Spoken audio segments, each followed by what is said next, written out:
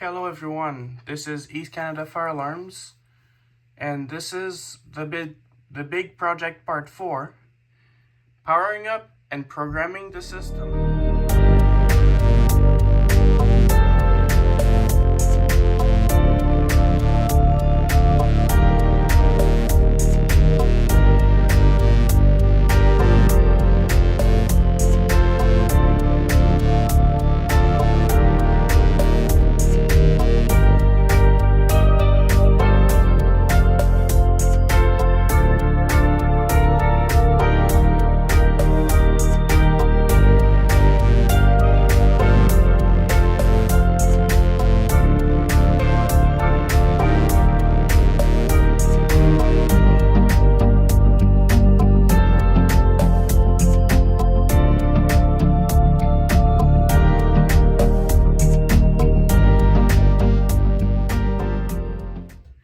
As you can see, here's the access control module. Here's the main panel. The thermostat, I'll do a quick overview of the devices. The siren. The panic button.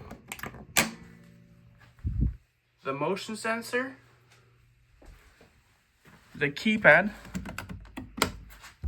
Emergency door release call point. Exit button. Door magnet.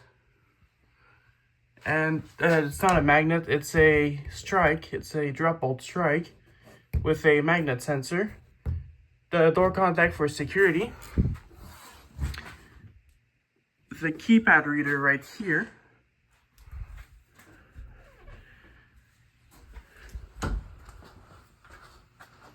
I have the wire going into the fire alarm panel as well. And the transformer here, which is already wired up. So, I believe that's all the devices.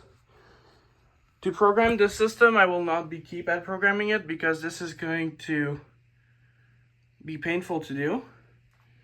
But I'm going to be programming it with the computer. And this software is called Babyware. This is the newest version I could find. It is a very cursed name. To connect to the panel, I have the connection dongle. This is a USB to serial converter. This is the official Paradox one. So PC link, product link, transmit and receive. There's a serial connection here, but there's also USB, and this goes to the panel. It connects right here in the panel, this 4-pin connection at the top. So that's going to be making my life a lot easier, because you can program these with the keypad, but it's 4-digit sections and I have no idea how to do it, and it's gonna take longer if I try keypad programming it. But so this is pretty much that. I have the siren disconnected. I do not have the siren disconnected. Let me do that quickly, because it's actually quite loud. I have it set to DIN sweep, which is the German fire alarm tone. I found it's a nice sound for siren here in Canada. Drops the screwdriver in the process. How about I don't drop the screwdriver? That would be nice. How about I also don't stab the circuit board? There we go. And you can see this panel has a CMOS battery for some reason. Thankfully, it actually the battery came with the panel, but I also bought a second battery just in case. So if I need to replace it eventually, I have a new battery for that. And those batteries are actually quite cheap. They're like, I believe like $3. So I will now set up my tripod, and well, it's not a tripod, it's my phone holder, my clamp holder, and I will power up the panel and show you guys how it's done. Alright, I have my phone holder set up. Also, the batteries I'll be using is a 4.5 amp hour 12 volt battery for it's a 4 amp hour for access control, and for security I'll be using the 7.7 amp hour battery, this Nitro 7 amp hour 12 volt battery for the security portion. And this is what I like about this Paradox system. Access control has battery backup, and that is really, really nice. Although the lock I used for the door, if the power cuts out, it unlocks, so I cannot stay locked out of my workshop ever if anything happens. So that's pretty neat. So I will now start powering up the panel, and hopefully everything goes well. I have the siren disconnected as I showed in the previous clip.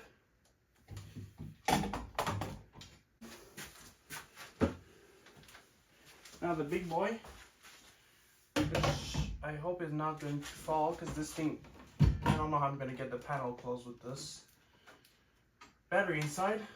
So this, I believe black goes down. Yes, it does. That's plugged in. It does not power up on battery only. It absolutely needs AC power to power up, and this is the next thing I'm going to do. Connect AC power. I have a zip tie holding it, but I'm not going to put it right away if I need to unplug the panel for anything during the video. Alright. System's powered up.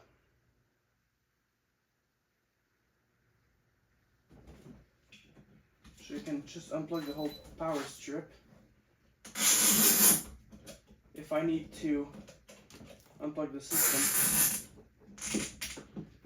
This zip tie is holding in the plug because it's really weak. So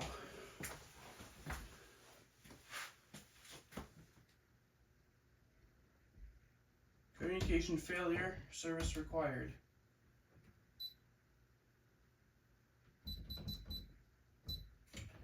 That's not good. I probably did something incorrectly.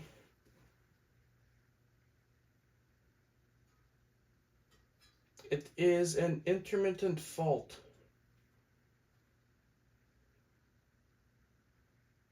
That's not good.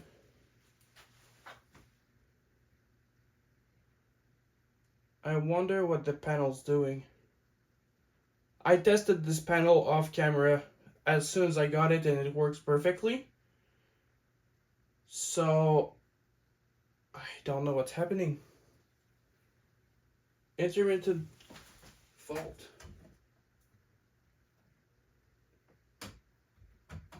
That's a new one. I will troubleshoot this off of camera, and once I get this fixed, I'm going to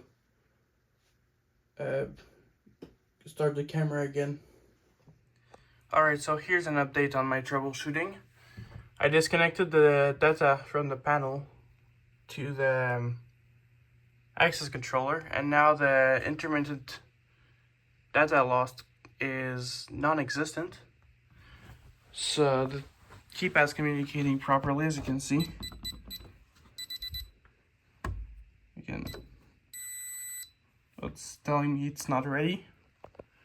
The only zone that's working right now is this.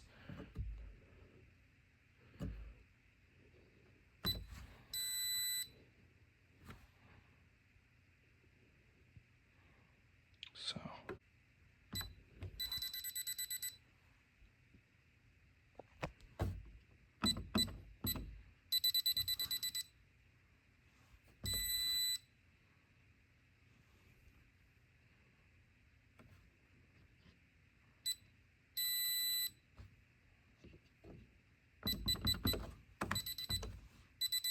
you can see it's arming now. And it's disarmed. But I need to figure out the access control because this thing's giving me a headache right now. I don't know why it's doing what it's doing. I would maybe guess it's because it's not on the same firmware, which I hope it's not the case, because these, I don't know how to update the firmware on these things. So that's where I am at right now. I'll update you if anything changes. So I have some updates on this. Turns out the ACM12 is not on the correct firmware version. It's on 4.21, and apparently it needs to be higher than this. This is the pain I have to go through with Paradox, I guess. So I'm currently downloading WinLoad on my computer. So that's a hell of a process.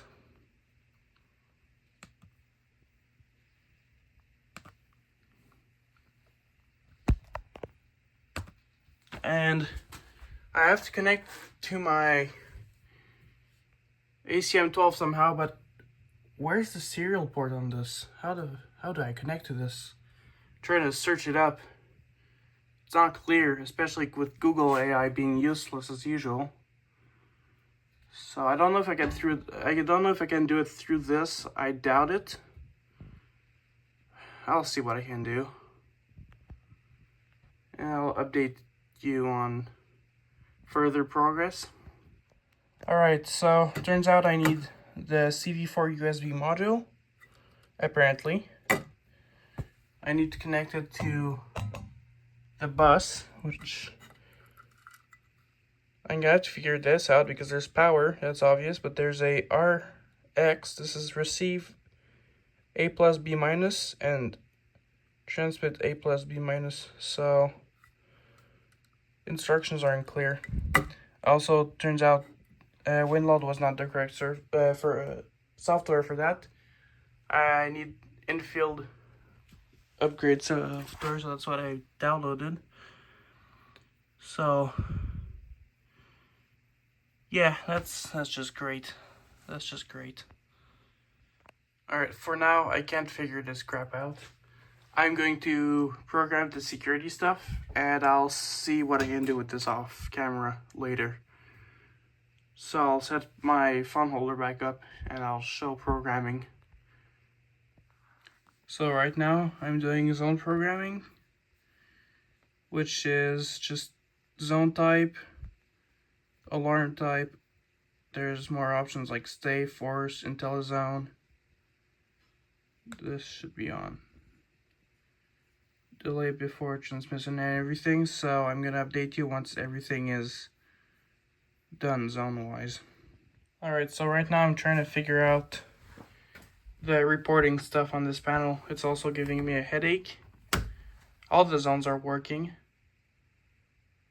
Well, all of them. I still need to do something for the thermostat because apparently it needs a normally closed contact. Otherwise, yeah, dialing stuff is complicated as well on this panel apparently. So that's where I am at right now. Alright, it is currently almost 9 p.m. I've been working on this thing the whole time from like 3 p.m. I believe, or 2:30 p.m. I got security working, reporting, everything works on that. This is still not working. I'm not going to be taking care of this today. So all the security stuff on this works. I can give an example. The siren is still disconnected.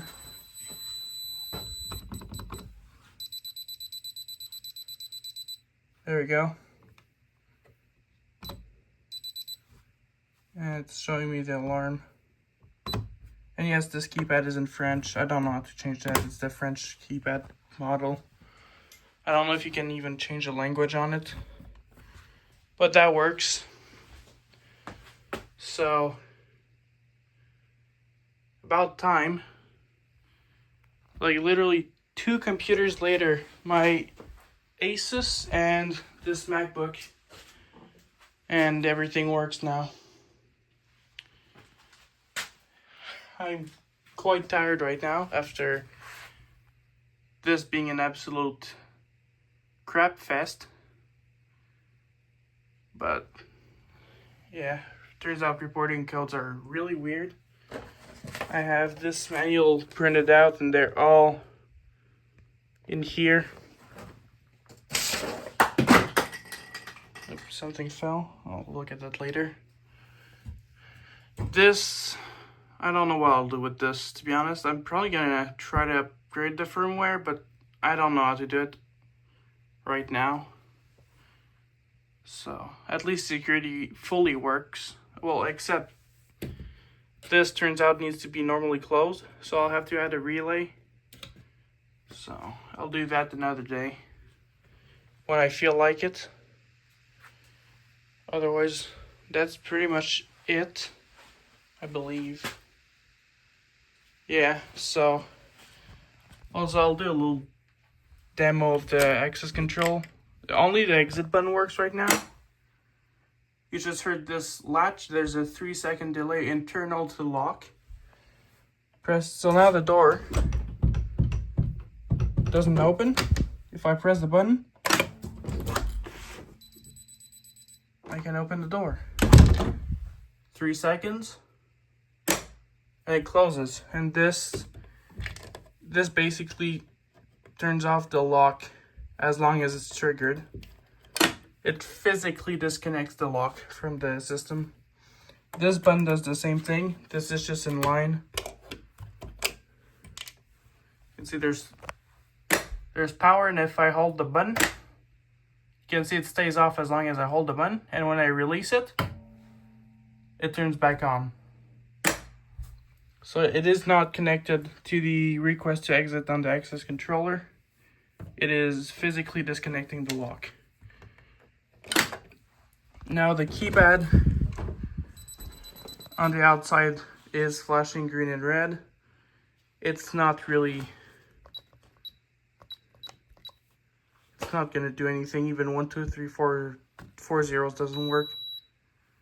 Tells you it's not correct.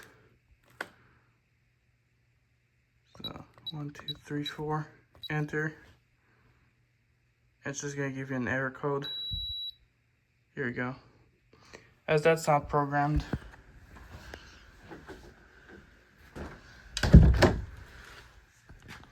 So this is where I'll end part 4, because I've been working on this for way too long, and I just barely got this security portion working. So I'll see you in part 5. I don't know what part 5 will be. It's either going to be programming the access control if I get the firmware upgraded, or it's going to be a system test of this security portion only. So that's pretty much it for this video. I hope you enjoyed. I didn't really enjoy it personally, but at least it's working now. So have a good evening at this point.